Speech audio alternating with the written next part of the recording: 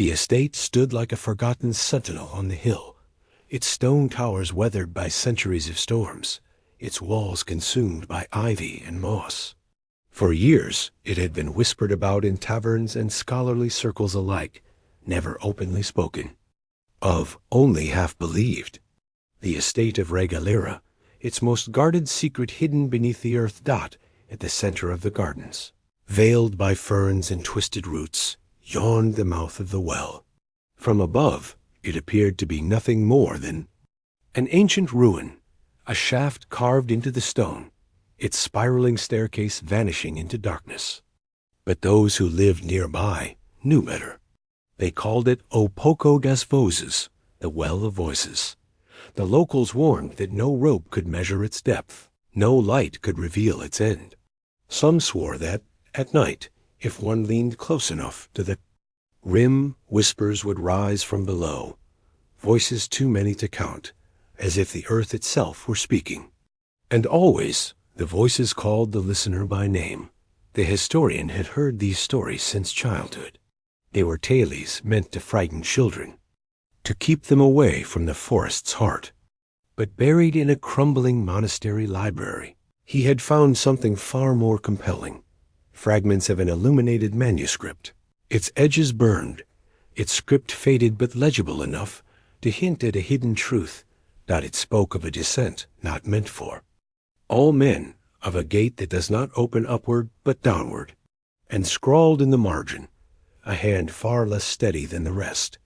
The eye sleeps beneath the ninth circle. Disturb it not, lest the voices awaken. The words had gnawed at him for months.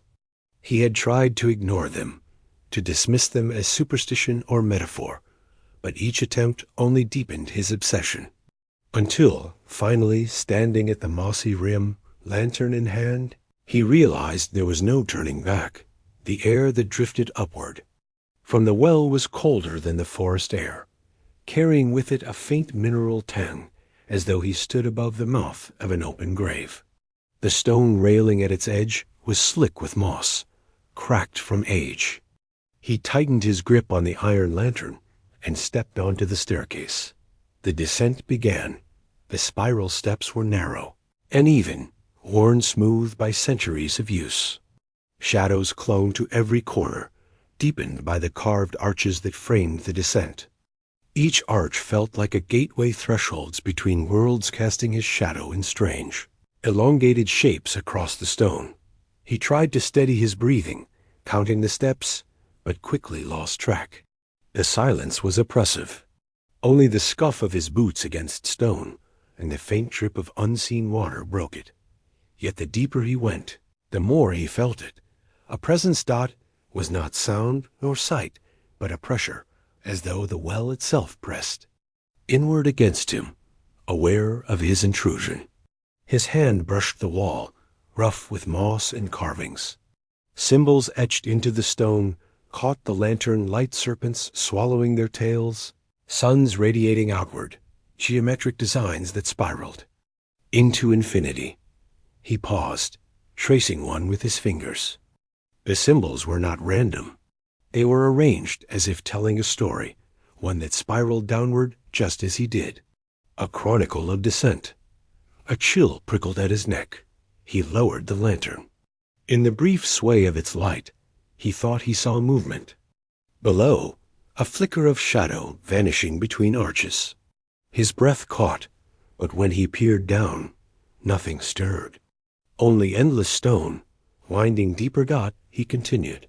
The air grew damper, carrying the faint smell of earth and old water. Patches of fern grew between cracks in the stone, thriving where no sun reached. The silence thickened, broken now and then by faint echoes. At first, he thought it was his own footfalls bouncing against the walls. But soon, he realized the truth. The echoes were not his. They came too quickly, overlapping with his own steps, mismatched in rhythm. A scrape of feet where he had not moved, a sigh that did not leave his lips. He stopped and held his breath. The lantern flame trembled. For a moment, all was still. Then a whisper slithered through the air. He could not make out the words, only the cadence low, insistent, as though spoken directly into his ear. His skin crawled. He spun, lantern raised, but the well behind him was empty. Shadows stretched long against the wall, unbroken.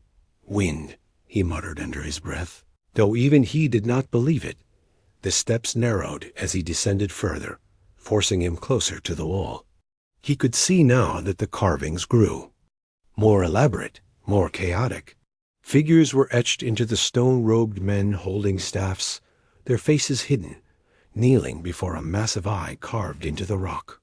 Beneath them, smaller figures knelt, their mouths open as if screaming, their bodies dissolving into spirals of lines that merged into the stone itself. A shiver ran through him. These were not symbols of enlightenment. They were warnings. He tried to ignore the unease gnawing at him, but the further he went, the more oppressive the air became. His chest felt heavy, his breaths shallow. He had the distinct impression of being watched, not from behind, but from the stone itself. At last, the spiral ended not at the bottom, but at a landing half hidden by shadows. Before him loomed a massive stone door, its surface carved with the largest eye yet, its iris filled, with countless spirals, each leading inward to a single dark point. Around it, inscriptions spiraled outward, too faded to read fully. His lantern light caught on faint grooves at its edges. This was no decorative carving. It was a seal. For a long moment he hesitated. Every instinct screamed to turn back, to leave this place sealed. But the manuscript's words burned in his mind. The eye sleeps beneath the ninth circle. His hand trembled as he reached out. The stone was cold, far colder than the air, and rough beneath his fingers. As soon as he touched it, a vibration shuddered through the well, subtle at first, then rising like the toll of some vast, subterranean bell dot. The flame of his lantern flared wildly. The walls seemed to hum, and with the hum came voices no longer. Whispers, but a low chorus of countless tongues, indistinguishable. Rising from deep below. The door shifted. Dust rained from its edges, and slowly, with the groan of centuries, the stone slid inward, revealing a black passage that breathed cold. Air against his face. He swallowed hard. The way forward was open, and somewhere below, the voices were waiting. The air beyond the stone door was colder still, sharp against the skin, as though he had stepped into the lungs of the earth itself. His lantern flame quivered, throwing fractured light across walls slick with condensation. The corridor beyond was narrow, arched overhead, its stones fitted with uncanny precision, untouched by time. He hesitated only a moment before crossing the threshold. The stone door slid shut behind him with a sound like a coffin being sealed. The hum ceased, replaced by silence so profound it pressed against his skull. The passage stretched onward, spiraling gently downward. As he walked, his lantern revealed murals etched into the stone walls. Unlike the carvings in the spiral stair, these were detailed, deliberate, as if meant to be read by initiates. The first mural depicted robed figures gathered around the well's mouth, their faces obscured by hoods. Their hands were raised toward the sky, as though invoking something above. But the sky in the mural was not filled with stars, it was filled with eyes. Dozens, hundreds of eyes, staring downward. He moved on. The next mural showed the same figures descending the spiral staircase, their lanterns raised high. But where their feet touched the stone, smaller figures rose, spirits, perhaps, or echoes. Some of the initiates turned their faces upward in awe. Others covered their ears in horror. A third mural sent a tremor down his spine. It showed the initiates kneeling before a colossal eye carved into the rock. Beneath its gaze, some of them dissolved into shadows, their mouths open in silent screams. The survivors stood taller, their robes now adorned with sigils, while the shadows gathered into the shape of a guardian. He stepped back, studying the details. The message was unmistakable. The well was not merely a passage into the earth, but an initiation, a trial of endurance and truth. Those who endured were transformed. Those who failed were consumed. The spiral stairs narrowed, the air pressing colder and heavier against his skin. He no longer bothered to count his steps, numbers meant nothing here. Time itself seemed to unravel. His lantern flame burned low, though the oil within was still half full, as if the darkness drank greedily from it. Each archway he passed was different now. No longer simple stone portals, they were frames to something else. Shadows swirled within them, flickering shapes that shifted with the sway of the light. He tried not to look too closely, but the whispers urged him to turn his head, to see. At the third archway, he faltered. The shadows formed the shape of his childhood home. The doorway, the cracked shutters, the familiar angle of the roof, impossible, yet there. His breath caught. And then he heard it. A voice from within. His mother's. "Come inside," it whispered, soft and warm, just as he remembered. He nearly stepped through. His hand even lifted, trembling, before he wrenched himself away, heart pounding. The arch dissolved back into stone as he passed, leaving only silence. The next arch revealed something darker. His father, stern and unyielding, his shadowed face twisted in disappointment.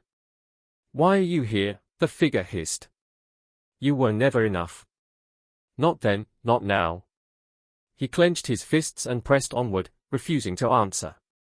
Each arch was worse than the last. Memories twisted into nightmares, regrets sharpened into knives. A lost friend's laughter turned to screams. The face of a woman he had once loved, her eyes hollow, accusing him of abandoning her. The whispers clawed at him, layering truth with illusion until he could not tell where memory ended and the well began. His chest tightened. His steps faltered. The spiral steepened, forcing him downward faster, as if the well itself pulled him deeper. The air smelled of damp stone and something else, decay, ancient and suffocating. His lantern guttered, nearly extinguished, then flared again, illuminating. The eye pulsed like a beating heart, its spirals drawing his gaze ever inward. He could feel it reaching for him, not with hands, but with thought, with hunger. Every part of him wanted to lean closer, to surrender. Behind him, the entity of shadows roared, its many faces twisting in silent screams, its tendrils writhing. The whispers were deafening now, an ocean of voices crashing against his mind. "You cannot resist," the entity intoned, its voice like thunder rolling through 1,000 mouths. "Join us. Give yourself to the silence. Become eternal." His hand hovered above the relic. For a heartbeat, he believed he might give in. The promise was seductive, freedom from mortality, the burden of questions answered, the chance to glimpse truths no man was meant to see. But then he remembered the skeletons in the niches, their hands clutching warnings. He remembered the murals of men dissolving into spirals, their voices stolen. He remembered the last line of the custodian's text, "If the eye is awakened, the voices will not remain below." He withdrew his hand. The entity shrieked, a chorus of fury. Shadows surged forward, slamming against him with the weight of cold stone. He fell to his knees, lantern clattering against the altar, its light sputtering. "You are ours," the voices hissed. "All who descend are ours." He forced himself to his feet, staggering against the altar. "No," he gasped, voice hoarse but steady. "I am not yours. And this must remain sealed." His hand closed around the lantern. In a final burst of will, he hurled it at the altar. The glass shattered, flames spilling across the black stone. The eye blazed, its spirals flashing like lightning. For a moment, the entire chamber was flooded with light. The entity recoiled, its many faces shrieking in unison. The echoes wailed, their hollow forms twisting in agony. But the light did not consume the eye. It awakened it. The spirals spun faster, pulling everything toward them, the shadows, the echo,